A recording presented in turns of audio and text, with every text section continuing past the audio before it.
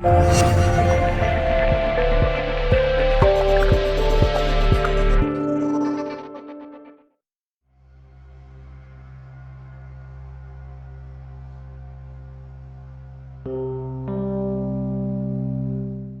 talk is going to be about the interplay between this global crisis we're experiencing, where it will end, and how NDEs can play a major part in softening the ending of this global crisis we are experiencing. Let's start with a question. How many people in the world who are currently alive do you think have had an NDE? Think about this for a minute. Try to visualize how many people on this planet do you think have had an NDE?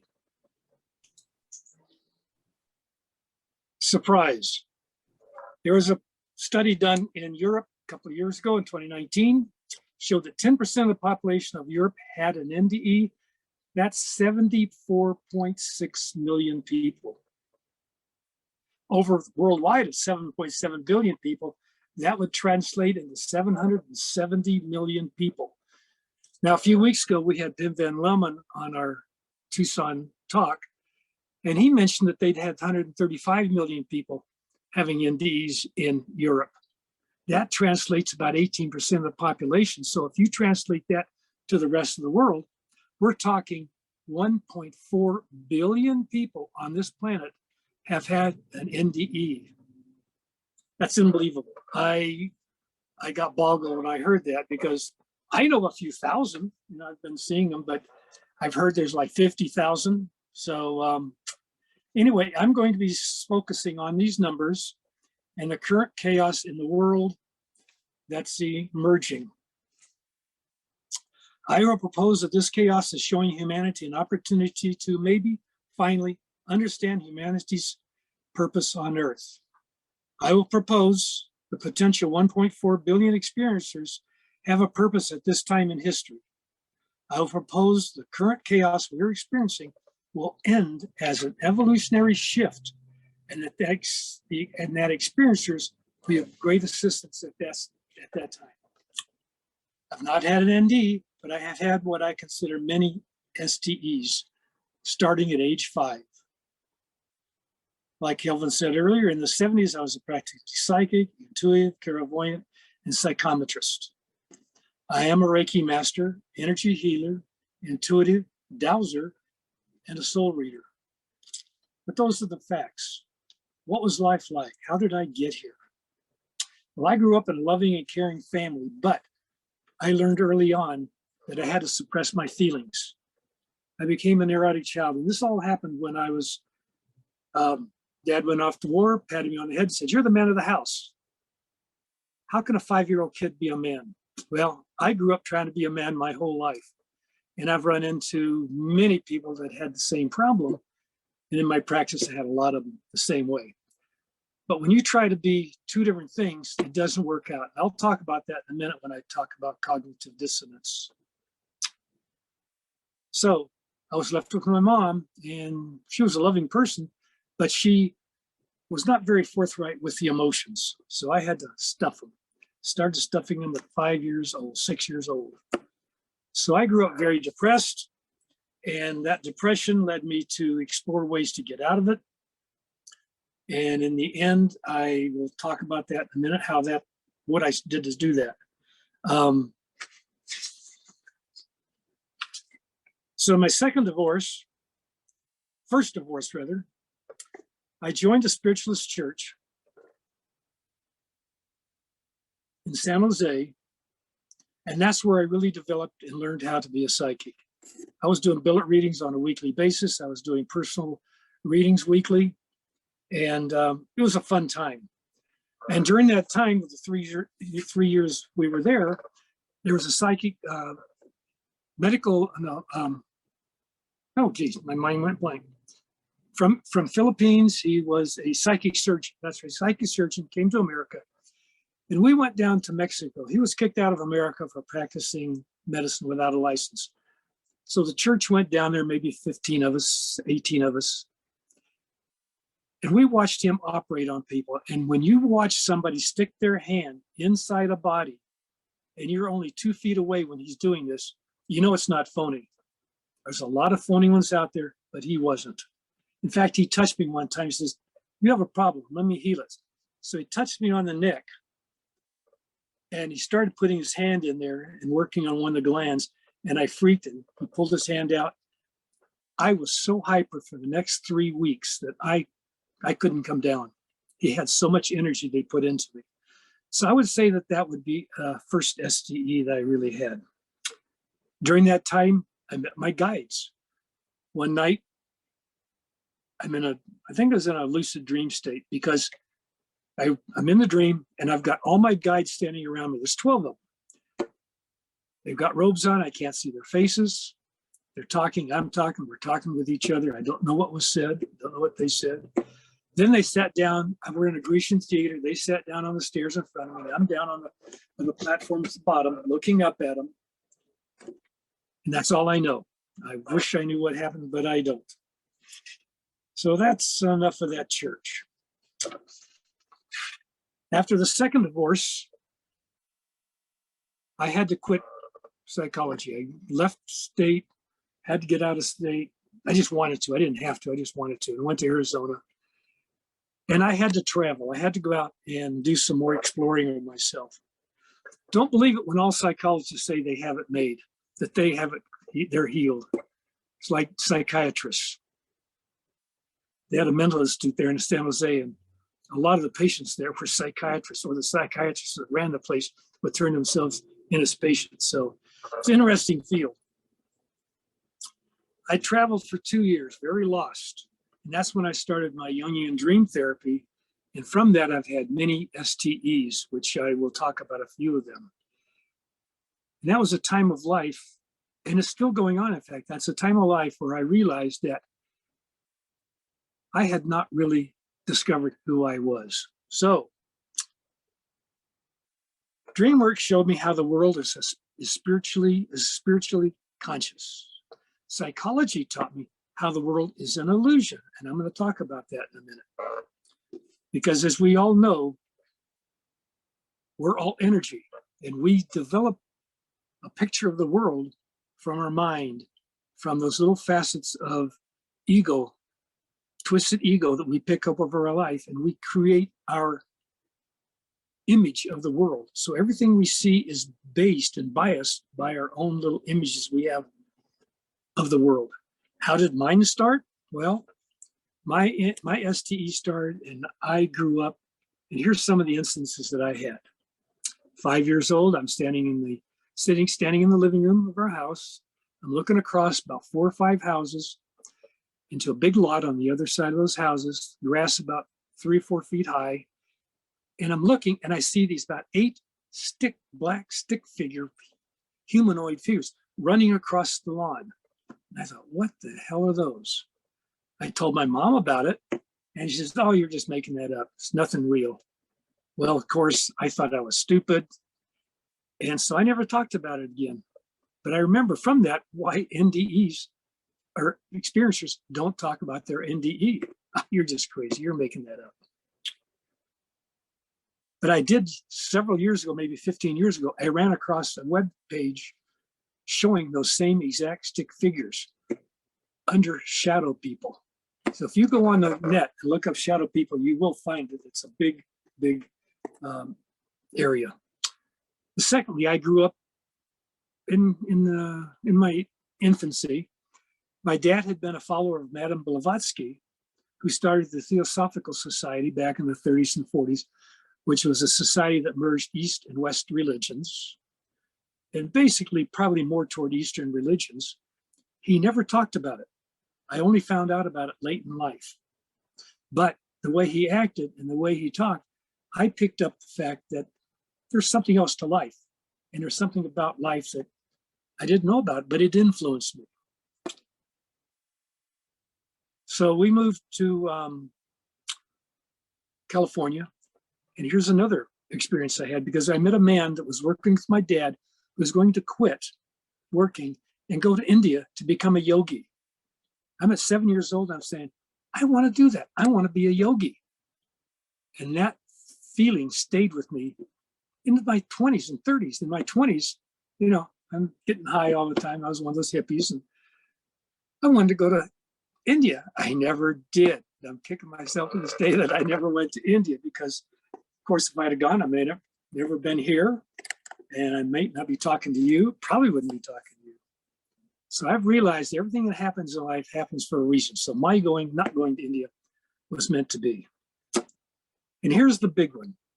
In 85 and 86, I'm laying in bed about 3 or 4 o'clock in the morning, and I hear this resonating, deep, authoritative voice asking me a question.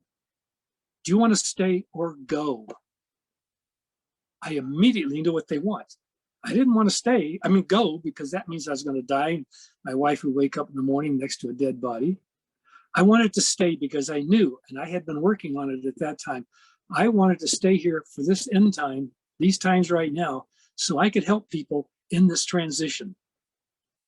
And that's why I got a degree in psychology, so that I could learn about the brain-mind function and how it works, so I could help people at this time in the world.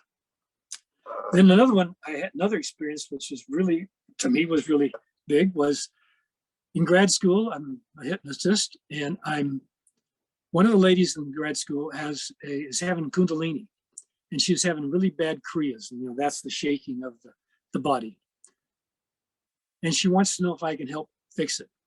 So I hypnotize her, take her down deep, and so I go in parts therapy. I ask one of her parts to come forward and tell me if we can work something with the Kundalini. Well, I get this voice coming through, kind of a deep voice, so her voice changed. And the voice says, yes, I'm working with the Kundalini.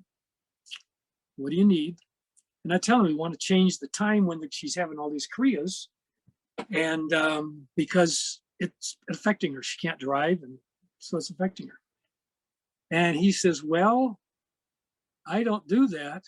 And here's the experience. I have to go ask Jesus if we can change the experience. And I'm thinking like, oh my gosh, that's the first time that I've had an experience with somebody on the other side, because in hypnosis, you never really go that deep till we have a figure from the other side come through. So he comes back and says, yes, we can make the change. So we made the changes for the time they were happening, and she was better. The next one, I got 2 more to go. The next one was in 2008. I went to the Science of Consciousness Conference in U of A in Tucson. It's 2008. And at the end of it, Rupert Sheldrake was talking. So at the end of his talk, I went up on the stage, talk with him. And while I'm up there, I start talking with this lady. She's telling me she just came back from Peru, where she had been at a ayahuasca conference. And she's telling me about all the experiences that she had. And I'm thinking, I want to do that.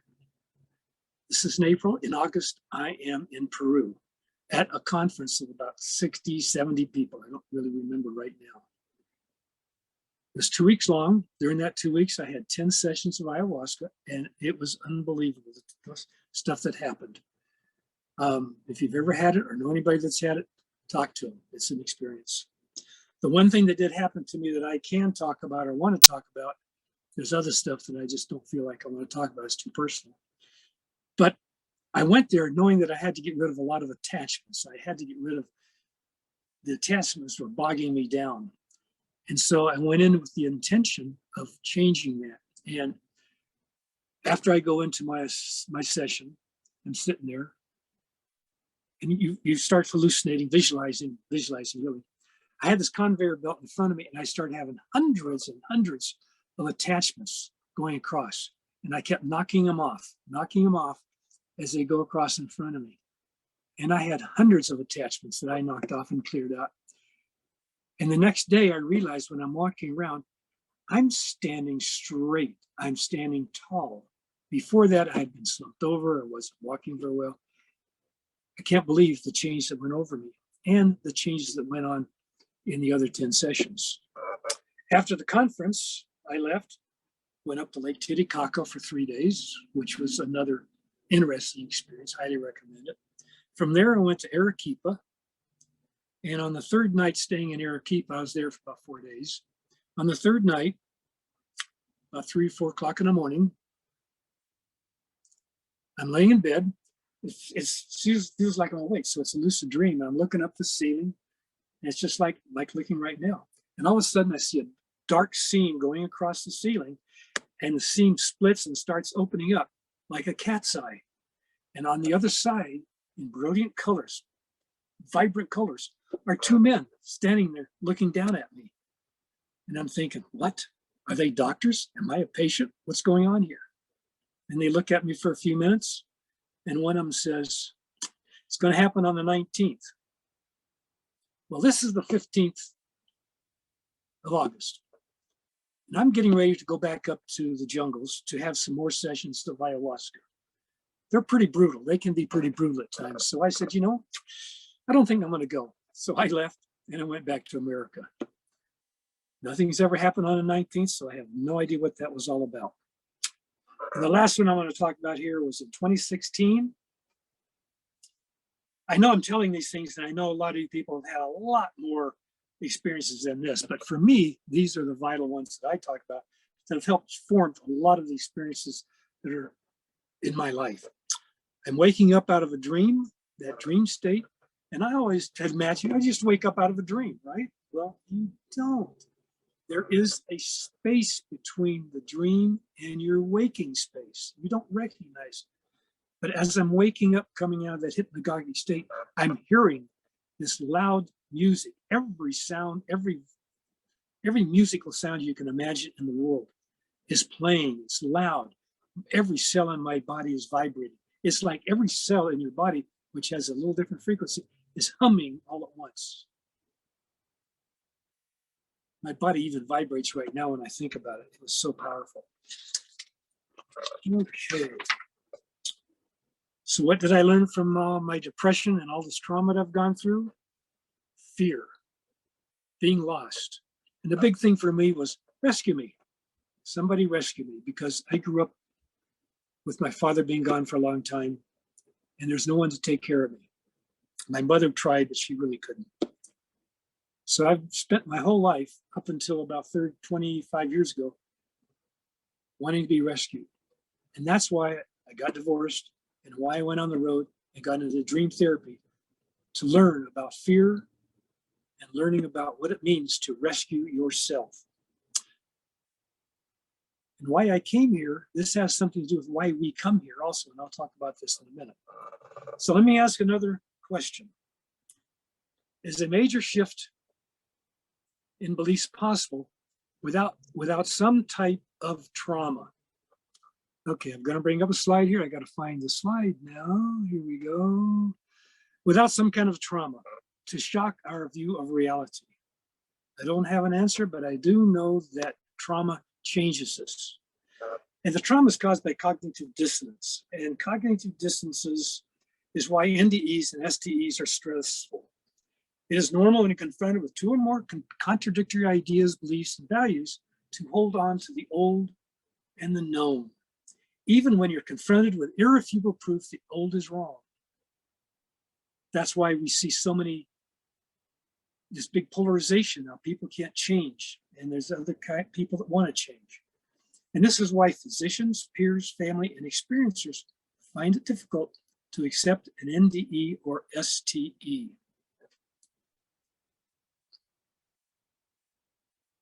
So to challenge a belief is very difficult. It requires a major shift in perception. So why I came here, let's talk about that. Why we all come here. For me, it was to experience and overcome fear and to learn to be a supporter of myself and not depend on other people. Some people come here already in that mode. Other people don't. We got people that are homeless. They can't take care of themselves. They're homeless on the street. You have other people that will choose to go into a mental hospital or stay sick all their life just so other people will take care of. So we come here, as you probably all know, we come here to have a certain experience. Mine was to overcome fear and to challenge myself to grow.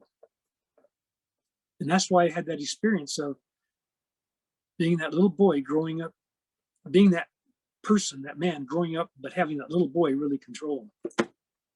And that's very interesting. I've talked to men's groups and I've told them about that little boy, and I can look out in the group and I see all these guys standing there. Oh, that's me, yeah. Oh, so it's very normal. Women the same way. They grow up with that little girl in them. But we all have a purpose for coming here. This is why just trusting NDEs as real requires more than rigorous scientific research. It requires a shift in belief about our concept of reality, which can only come about when we do something to change us. Once one has had an STE or NDE, there is no going back, as we all know. But there's no going forward either if our beliefs are rigid and don't change. I think we would all agree the world is in chaos right now. It's getting worse daily and speeding up. And that's what I want to talk about in the rest of my talk. Here's a graph that shows what this speed up looks like. This is the population from the beginning of, well, they say 10,000 BC. But if you'll notice, from around the time of the Black Plague, it's just started infinitely changing and escalating exponentially. So here we are up the top up there, nearing infinite change, infinite chaos. There's one other thing that just hit me down here. Down at the very bottom, it says, mid-14th century, the Black Death pandemic in Europe killed 200 million people. I read that and I thought, is this COVID, another Black Death hitting the planet? That's interesting, especially at this time in history when we're having infinite change, infinite population growth, and we know when change hits infinity, it stops, it bifurcates, it splits. So chaos theory states, at infinite change, systems will collapse. But out of that collapse, which we call a bifurcation, something new will emerge. What it is, we don't know. We've never been here before. We can hypothecate, but we still don't know what really is going to happen. But I'm going to talk about that in a minute. So how can NDE experiencers play a major role in this coming global event? I suggest that IANDS and other groups supporting NDE experiencers in bringing NDEs to public awareness can shift how humanity responds in this time of chaos and potential collapse. NDEs have always existed, and remember, even Jesus had one. An interesting thought that I came up with the other day was, do you think cavemen and Neanderthals had NDEs? Do apes have NDEs? Are humans the only ones that have NDEs on this planet? I've never read anything about saying anything different. Since the global collapse of all social systems and bioetheric systems has never been observed, the end result of infinite change and collapse is hypothetical, but we know from the study of NDEs it is not dangerous. There's a saying, when one door closes, another door opens. So our time right now, in case you're thinking about it, is not doom and gloom. This is a potential new beginning. Think of it as a birthing. So why don't experiencers come forward? I think we all know this, but let me give you a little chart here. That, where is it here? Here we go.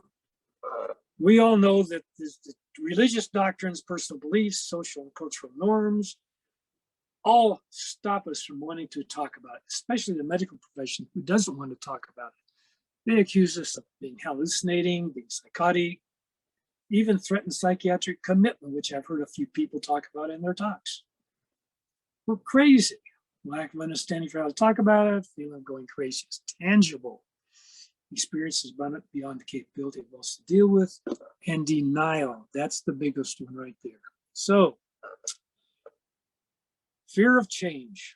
Fear of change. This seems to be the biggest fear as seen by global trend toward authoritarianism. I think we can all relate to that over these last few years. Authoritarianism, dictatorships. And people are going toward authoritarian governments, hoping that will maintain the status quo, hoping they can stop this out of control change. Stop it. Somebody stop it. I don't know what to do. So I'm saying humanity's having a wake-up call. This coming shift will be different, and science has no idea or what will happen. In fact, last Friday, September 3rd, CNN had an article about Hurricane Ida hitting New York City. Quote, New York City's mayor urged everyone to see the storm as the biggest wake-up call we could possibly get. We are in a new world now.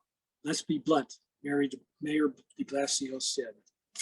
So out of all this, and from my experiences as a therapist and my experiences just in life, I've started over the years developing a hypothesis.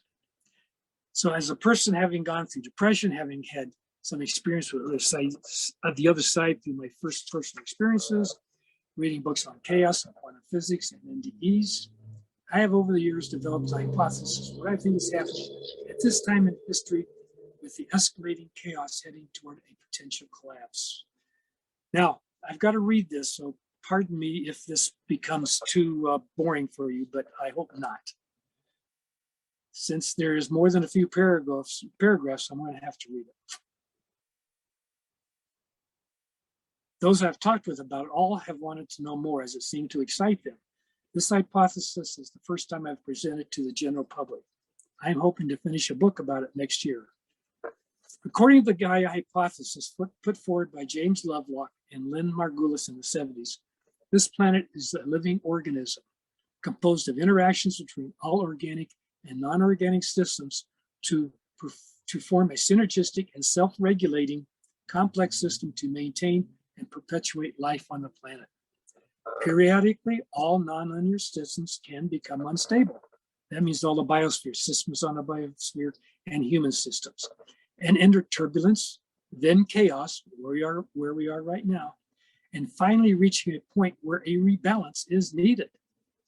To attain this rebalance requires a collapse of the old to allow the emergence of a new. There have been prior events. The Great Ice Age was one. We've had 5 prior mass extinctions, and it's being suggested by a lot of scientists we're entering a 6th mass extinction right now. Since the universe is multidimensional, it is possible Gaia is a galactic womb, and humanity, as souls experiencing life here, are here to help in preparing the birth of a life form beyond our comprehension. Is Gaia, Earth, a birthing planet? Could this be humanity's real purpose in coming here? If we imagine the planet as a global brain, of which many books and institutions have been established to study this possibility, and the internet is this global brain's neuronal network, and Carl Jung's theory of collective unconscious is this global brain's unconscious, composed of the individual unconsciousness of each human, then visualizing each human soul as being a cell in this emerging entity, gestating in the womb of Gaia, we have the possibilities of the makings of a new life form. Further, if the combined egos of humanity are the rudimentary cognition of this global brain, then all the egos on the planet have the purpose of imparting their combined experiences and knowledge onto the internet, being the brain's neural network. We would then have, with this coming collapse, the emergence of a new type of life form. For example, let's look at Indigo Children, which were first mentioned in the 1970s. Indigo Children are people supposedly having special talents and sometimes supernatural traits and abilities. You've noticed them over the past few years on talent shows where children as young as 5 display adult talents and abilities, many in the artistic realm. Then realize that over the last 30 years, we have been seeing young people as early as grammar school starting businesses and acting as activists for all types of humanitarian issues. Biosphere issues for one. Think Greta Thunberg. Today, most all new startups are headed by people in their teens or 40s, with capital coming from the older generation. It is possible, within my hypothesis, that the combined intellect and emotional quotient of these indigo children could be the higher functions for this emerging global entity. Now, the missing link of evolution occurs as a process of what is called punctuated equilibrium. This is a rapid shift or spontaneous jump from one state to another without any intervening states. This would be why we lose track of the evolutionary trajectory for many species on the tree of life, and how this coming potential evolution is possible, and why we cannot see the next evolution for humanity. Humanity might just be the intervening step, the building block, you could say, for this next stage of an entity. We as humans temporarily inhabiting bodies of Gaia are here to help in this next evolutionary step, while having no knowledge of what this punctuated equilibrium is going to produce. The aspect of incorporating an unconscious and cognitive consciousness, though does sound feasible when you look at the NDE of Leslie Joan Lupo and her report of Houdini Children.